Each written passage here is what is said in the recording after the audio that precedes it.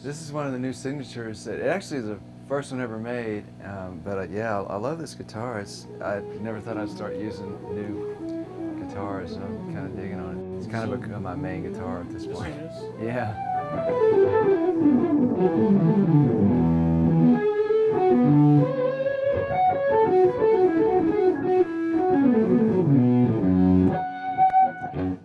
You know, we had kind of talked about doing it for years, and I just, when I met Michael Braun, I figured he was the guy that would do it. He's a wonderful craftsman from old school Europe. It's violins and cellos and guitars, and he kind of understands that bridge with beautiful handmade human quality with tone and getting what the instrument's supposed to do in the first place. So I knew we had a good shot at it when I met Michael, and he's just done a wonderful job with it. Basically, I wanted to try to make a new instrument that would be like the old instruments, and also be able to put in the hands of players an old style quality Strat that didn't cost a fortune, like the old Strats do. And so what we did, we tried to retrieve a lot of the Leo Fender ideas that had been kind of misplaced over the years since the 60s, as the way the neck joins the body in the pocket, and some of the ways the tremolo block joins the bridge plate. We got that back, and we looked at some of the wiring, the type of copper wiring used, and there were little tiny things. We thought, oh, could that make a difference? And it made a big difference. So we tried to get that back, and then we tried to marry that with some new things, like having a flatter fingerboard and bigger frets. Having the tone control on the bridge pickup is kind of a thing I do, so that you can even out the EQ of the pickups. And then we did staggered keys and made the headstock lower in profile to the fingerboard so that we could eliminate string trees, which really helped with the tuning. You can use the tremolo bar a little bit. You can't go crazy on it going pitchy, but you can use it a little bit. And like a regular Strat, I couldn't even touch it without it going out. But now, without using this string tree, it really helps a lot. You can use the bar a little bit.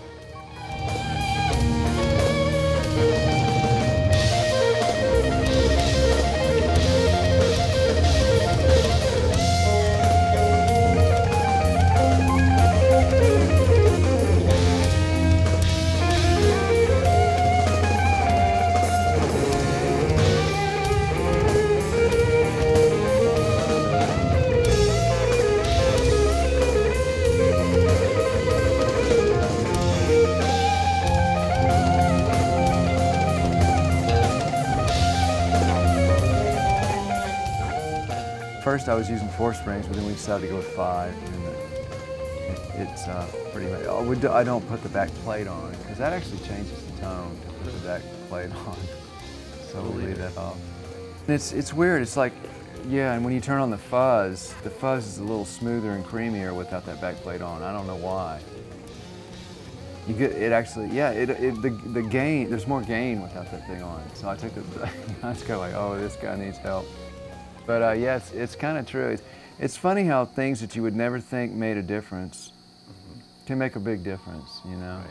And then we redesigned the pickups. I guess that's one of the biggest things. We, made the pickups a little hotter, especially the bridge pickup. It's hotter than a typical Strat, and we use different magnets. This is an Alnico 3, and these are 5s. But it's pretty much a straightforward, simple guitar, and from that aspect, it's really kind of like the original old Strats.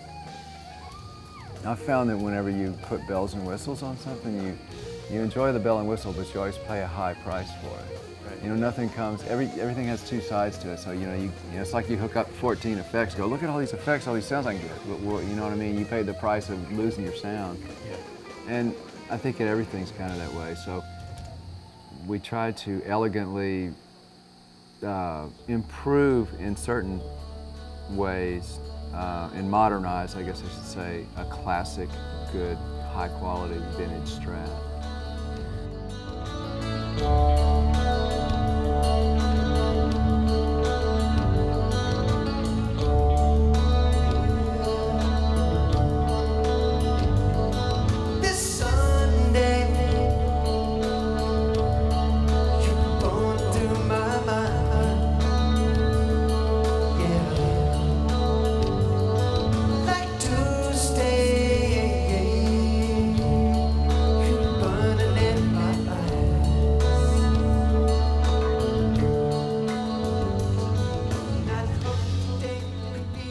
I'm trying not to chase gear much anymore. I'm trying to let go, you know. If you get, like for me, example, I get, you know, I got 2 or 3 old Marshalls and, you know, a handful of old Twins. It's like, they really sound good. It's like, well, just go with it and make music, you know, because you can get into this thing, and I'm very guilty of getting into this thing for many years where you're just chasing every tree, every rabbit hole you find. Oh, this is going to be better. And it's really kind of, you waste a lot of time if you get too, you know, off into chasing all the gear thing too much. You know, if you get something that works and it's really working great, you know, it's like, then make, you know, write songs. And with your love, it's gonna call me home. I'm up to you. Here's what we do. Hey, we'll see. There's something about that spirit that in the back of your head is like, oh no, there's the one that's going to be even better, better, better, and it just goes on forever. And I've done that a lot, and I don't know, I should say wasted time, but you know, it takes valuable time away from just playing music. So yeah, I'm trying to like go, okay, don't buy any more gear and just use what you have. You know, and plus, you know, being able to get this new Strat going, it's been nice because it actually plays better than an old one, and getting to the point where I'm actually happier playing this for the most part than the old ones is kind of new for me. So it kind of diminishes my need to have to, you know, worry about the, you know, the old Strat is just right.